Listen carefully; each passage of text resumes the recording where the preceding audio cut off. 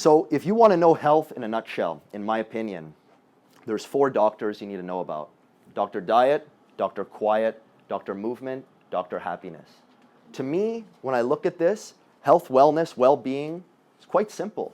But we'll dissect it a little bit, and you'll see when you kind of do a profile of yourself, most likely you're like, oh wait, on these pillars, I'm not doing too well.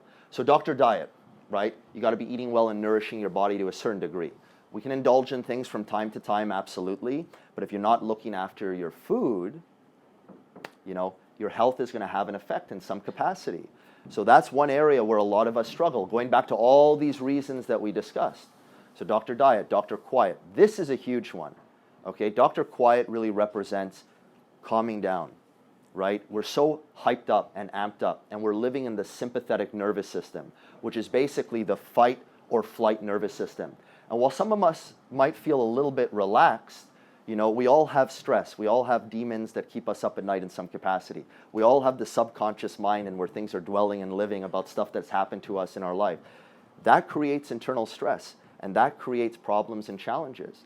So that's something that we're not, in my opinion, on a large scale addressing as a society, taking the opportunity to go within, to look at our beliefs and values, look at our life experiences, look at learning from these things, breathe, meditate. You know, all this stuff we've heard about.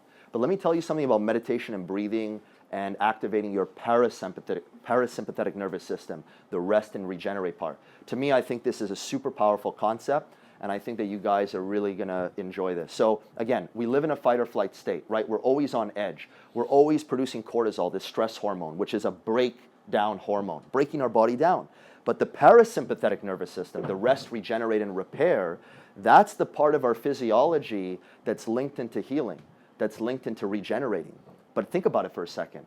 If you're always stressed, if you're always in the mode of breaking your body down, okay, where's the time to rest and regenerate?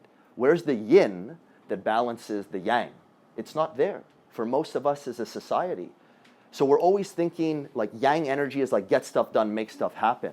But the opposite or antithesis of that is the rest, repair, regenerate, which is why we see all this amazing research when it comes to meditation, when it comes to breathing, how it changes our physiology, how it rewires our brain. We have a gateway within ourselves to start regenerating our body. This is science. This is not just me talking. You know, go look at the research. When you breathe, when you slow it down, when you meditate, when you go to a different frequency with your mind, your body activates the parasympathetic nervous system. So that's the door that you must open if you want to move to being a healthier version of yourself. And to show you how powerful this is and how powerful the mind is, look at the placebo effect. You know, it's a legitimately accepted scientific reality. They do studies, for example, treating depression. They give one group sugar pill, they give another group the drug, and you have people in the group with the sugar pill who get positive results, whose physiology changed. What was the defining factor there? It was the mind. It was the mind. All of us have this right up here.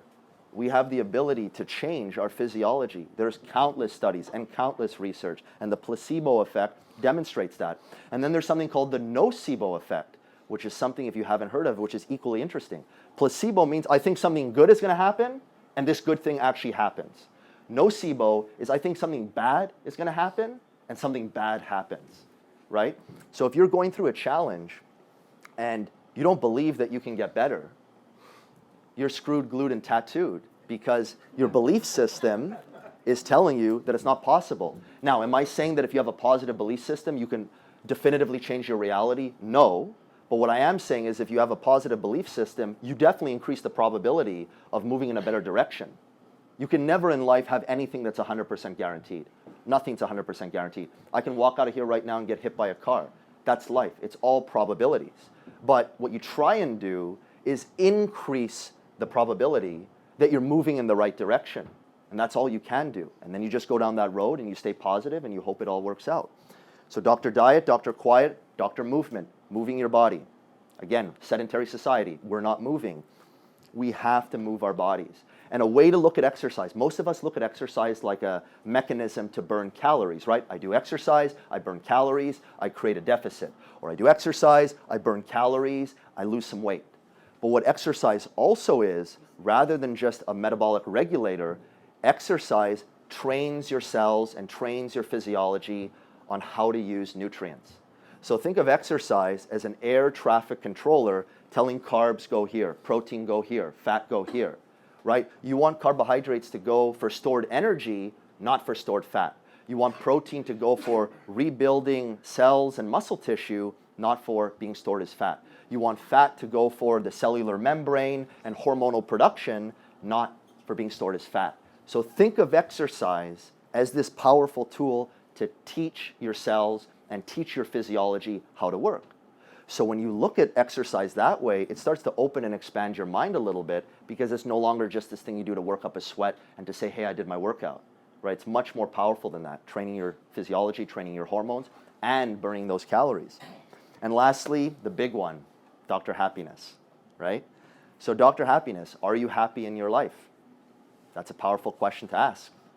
We don't often ask ourselves questions because we're so caught up in the day-to-day of everything that's going on. His demands, her demands, the boss's demands, life, etc. So we get trapped in that world, but we never have the time to ask ourselves those key questions. You know, am I happy? And if you're not happy, and as research shows, a lot of people are not happy, that's a stress in your body. That's going to change your physiology. It's going to change the decisions you make. It's going to change what you do and don't do. It's going to dictate and govern almost everything in your life. So if you look at health from that perspective, Dr. Diet, what you eat, Dr. Quiet, bringing your body back to that parasympathetic state, okay? Dr. Movement, are you working out? Dr. Happiness, you can kind of start to see like, oh, wait a second, how come there's all this craziness in our society? How come over time we're getting more and more overweight? Disease is becoming more and more rampant. We look at it like it's some complex equation. And I'm not a doctor, and I'm not saying I'm a doctor, and I'm not claiming anything. But what I am saying is there's a lot of physiological processes and a lot of things that are right there in front of our eyes, going back to the thread throughout this workshop, basics that we're overlooking that can totally and radically change our entire life, right? You want to get healthier, you want to move in the right direction, find that time to rest and regenerate. Find that time to question your life and think about where you want to go and what you want to do. Find that time to work out, even if it's a simple workout twice a week, 15 minutes. It doesn't matter, just movement. Make a couple changes to your nutrition. You don't have to fix everything. You don't have to lose 20 pounds overnight. But if you take that first step, at least you're on a path to the right direction. So if you think now of health and well-being under those 4 pillars, those 4 doctors, you can always self-assess and ask questions and kind of see where you are. Am I happy? Scale of 1 to 10, where am I at? Is my work making me happy? My relationships, whatever? Am I taking that time for myself, or am I burning the candle at both ends? Am I working out? Am I moving? Am I sweating? Am I burning calories? What's my nutrition like? Am I taking care of myself? Am I getting good groceries? Am I taking the time to cook? Am I doing this? Am I doing that? Right? These are the kind of questions. Always asking questions over and over and over and over again. Anytime you ask a question, you will find an answer. No matter what. You have the answers. Ask the question, you'll find an answer. Might not be the best answer.